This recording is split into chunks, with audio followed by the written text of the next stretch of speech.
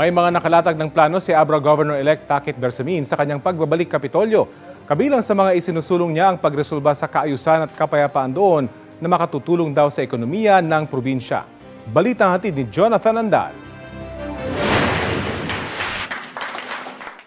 Balik Kapitolyo ng Abra ang mga Bersamin. Nagbabalik gobernador si Takit Bersamin. Ang kapatid na Executive Secretary Lucas Bersamin.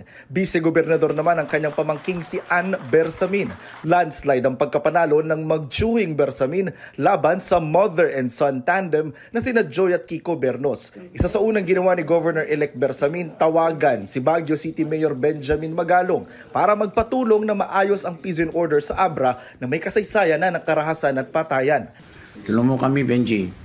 Ikaw nagpatinong Abra noong 2013. Yes, sabi niya. Si Magalong kasi ang dating hepe ng PNP Cordillera Region na nagpatahimik daw sa Abra noon at ngayon pinuno ng Cordillera Regional Peace and Order Council. Sabi ni Bersamin, kapag naayos na ang seguridad sa Abra, mapapalakas na nila ang turismo rito para sa ekonomiya. Plano rin daw niyang gawing tertiary level hospital ang kanilang provincial hospital sa kanyang unang taon para hindi na raw dumarayo sa Ilocos ang mga Abrenyong nagpapagamot. Ang nanalo namang kongresista ng Lone District ng Abra na si JB Bernos, nakalyado rin ng mga Bersamin, magpapatulong daw kay Executive Secretary Bersamin para mapaunlad ang Abra.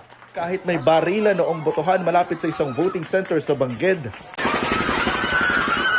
na ikinasugat ng dalawa, generally peaceful pa rin ang turing ng Abra Police sa eleksyon sa probinsya.